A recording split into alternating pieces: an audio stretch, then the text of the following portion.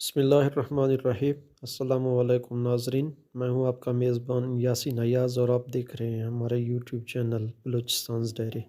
ناظرین، اگر آپ نے ابھی تک ہماری یوٹیوب چینل کو سبسکرائب نہیں کیا تو اس کو سبسکرائب کر لیں اور ساتھ میں گھنٹی کے بٹن کو بھی دبا دیں تاکہ ہماری ہر آنے والی ویڈیو آپ تک پہنچتی رہے۔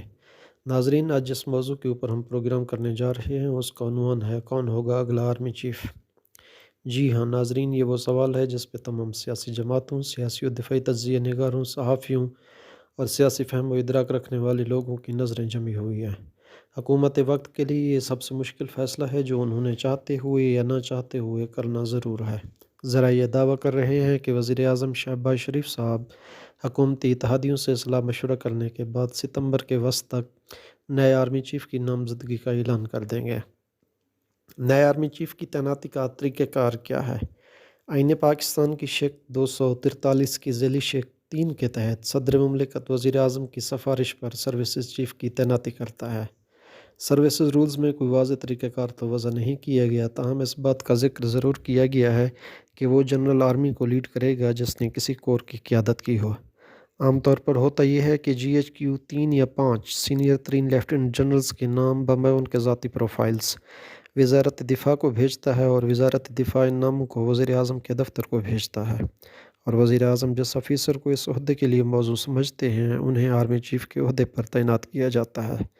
تاہم وزیر اعظم صاحب غیر رسمی طور پر جانے والے آرمی چیف یا پھر اپنے قریبی مشیروں سے مشورہ بھی کرتے ہیں۔ جانے والے آرمی چیف اس معاملے پر اپنی ذاتی رائے ضرور دیتے ہیں جس افیسر کے متعلق وہ سمجھتے ہیں کہ وہ عہدے کے لیے موزوں رہے گا۔ ناظرین، جنرل قمر جاوید باجوہ نے 2016 میں آرمی کی کمان سنبھالی۔ 2019 میں انہیں ریٹائر ہو جانا تھا، تاہم ریٹائرمنٹ سے قبل ان کی مدت ملازمت میں توسیع کی گئی۔ اب نومبر 2022 کے آخری ہفتے میں وہ ریٹائر ہو رہے ہیں۔ جنرل باجوہ کی عمر اس وقت 61 سال ہے اور وہ مزید توسیع لینے کے لیے اہل ہیں، لیکن انہوں نے مزید توسیع لینے سے انکار کر دیا ہے۔ جنرل باجوہ کے ساتھ ساتھ chairman joint chiefs of staff general Nadeem Raza صاحب بھی ریٹائر ہو رہے ہیں۔ اس وقت جو افیسر آرمی چیف بننے کی دوڑ میں شامل ہیں ان میں سے سب سے senior lieutenant general Asim Munir, دوسرے نمبر پہ لیفٹیننٹ جنرل ساحر شمشاد مرزا، تیسرے نمبر پہ لیفٹیننٹ جنرل اظہر عباس، چوتھے نمبر پہ لیفٹیننٹ جنرل نعمان محمود، پانچویں نمبر پہ لیفٹیننٹ جنرل فیض حمید اور چھٹے نمبر پہ لیفٹیننٹ جنرل محمد عامر شامل ہیں۔ نئے آرمی چیف اور chairman joint chiefs of staff بننے والوں کی لسٹ میں جنرل عاصم منیر سب سے زیادہ سینئر افیسر ہیں۔ ستمبر 2018 میں انہیں 2 اسٹار جنرل کے عہدے پر ترقی دی گئی، تاہم انہوں نے چارج 2 مہینے بعد لیا۔ اب یہ جنرل باجوہ صاحب پہ منحصر ہے کہ 4 اسٹار جنرلز کی تعیناتی والی لسٹ میں ان کا نام شامل کیا جاتا ہے یا نہیں۔ تاہم کچھ تکنیکی وجوہات کی بنیاد پر کہا جا سکتا ہے کہ جنرل عاصم منیر ہی ڈارک ہارس سے مراد مقابلے میں شامل وہ شخص ہے جس کے متعلق لوگ کم جانتے ہوں اور وہی فاتح ٹھہرے۔ جنرل عاصم منیر اس وقت سے جنرل باجوہ کے قریبی معاونین میں شمار ہوتے ہیں جب انہوں نے بطور بریگیڈیئر جنرل باجوہ کے ماتحت کام کیا جب جنرل باجوہ 10 کور کے کمانڈر تھے۔ جنرل عاصم منیر کو 2017 میں ڈی جی ملٹری انٹیلیجنس مقرر کیا گیا اور پھر اگلے سال اکتوبر میں وہ ISI چیف بنائے گئے۔ سابق وزیر اعظم عمران خان کے اصرار پر انہیں ڈی جی ISI کے عہدے سے ہٹا کر جنرل فیض حمید کو ڈی جی ISI بنایا گیا۔ جب جنرل عاصم منیر نے سابق وزیر اعظم عمران خان کو ان کے قریبی رفقا بشمول فراگوگی، بشرا مانیکا اور سابق وزیر اعلیٰ پنجاب عثمان بزدار کی کرپشن کرنے کے ناقابل تردید شواہد پیش کیے، اس کے بعد انہیں کور کمانڈر گجرانوالہ لگایا گیا اور ابھی وہ GHQ میں بطور کوارٹر ماسٹر جنرل تعینات ہیں۔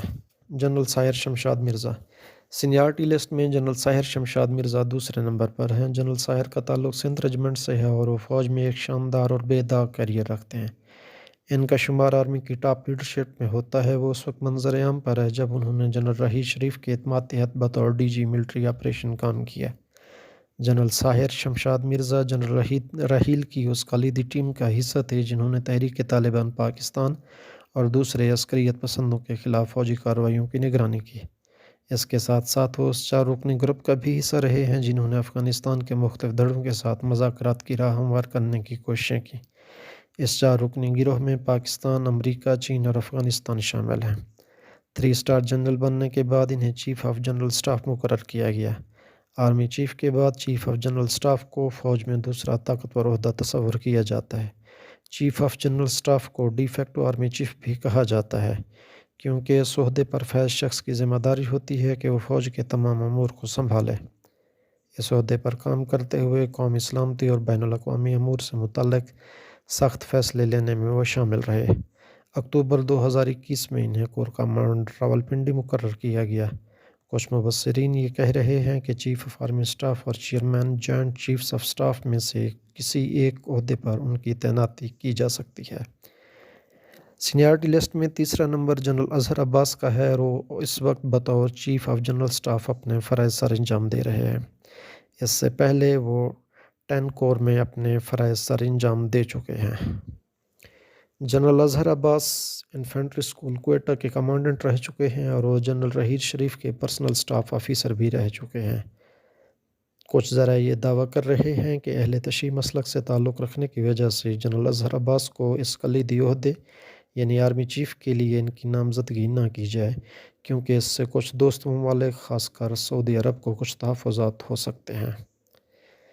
Lieutenant general Noman Mahmood seniority list میں چوتھا نمبر جنرل نعمان محمود کا ہے، جن کا تعلق بلوچ رجمنٹ سے ہے اور وہ اس وقت نیشنل ڈیفنس یونیورسٹی کے پریزیڈنٹ ہیں۔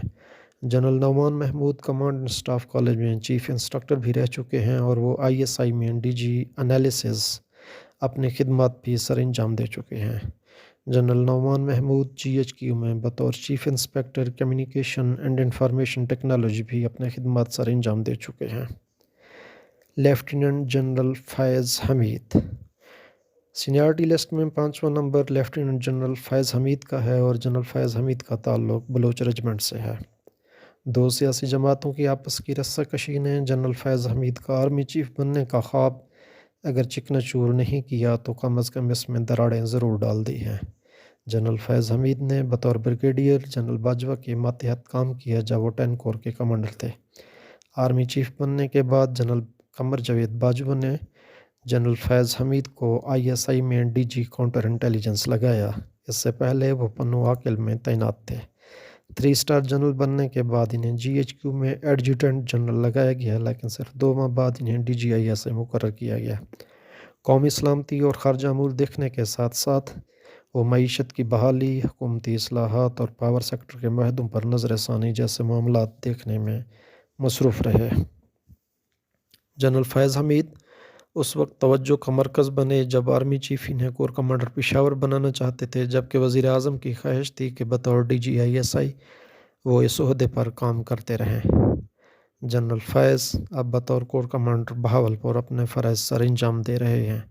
سیاسی تجزیہ نگار اس خدشے کا اظہار کر رہے ہیں کہ نون لیگ کے لیے یہ ایک ناممکن نہ صحیح تو مشکل فیصلہ ضرور ہوگا کہ وہ جنرل فیض حمید کو اگلا آرمی چیف تعینات کریں، کیونکہ بطور ISI چیف سیاسی معاملات میں مداخلت کی وجہ سے وہ کافی متنازع ہو چکے ہیں۔ لیفٹیننٹ جنرل محمد عامر سینیارٹی لسٹ میں جنرل محمد عامر 6 نمبر پر آتے ہیں۔ جنرل عامر کا تعلق آرٹلری رجمنٹ سے ہے اور وہ لمحہ موجود میں کور کمانڈر گجرانوالہ تعینات ہیں۔ جنرل عامر جنرل باجوہ کے قریبی رازدانوں میں شمار ہوتے ہیں۔ اس سے پہلے وہ GHQ میں ایڈجوٹنٹ جنرل بھی رہ چکے ہیں۔ General Amir chief of army staff secretariat میں بطور DG اسٹاف ڈیوٹیز بھی اپنے فرائض سر انجام دے چکے ہیں۔ 2011 سے 2013 کے درمیان جنرل عامر سابق صدر آصف علی زرداری کے ساتھ بطور ملٹری سیکریٹری فرائض سر انجام دے چکے ہیں۔ جی ناظرین، یہ ہیں وہ جنرلز جو آرمی چیف بننے کی دوڑ میں شامل ہیں۔ تاہم جنرل باجوہ صاحب اپنی رائے دے چکے ہیں کہ کسی ایسے جنرل کو آرمی کا سربراہ بنایا جائے جو کم از کم متنازع نہ ہو۔ امید ہے کہ ہمارا آج کا یہ سیگمنٹ آپ کو پسند آیا ہوگا۔ اس حوالے سے اپنی رائے ضرور دیجیے گا۔ اللہ حافظ۔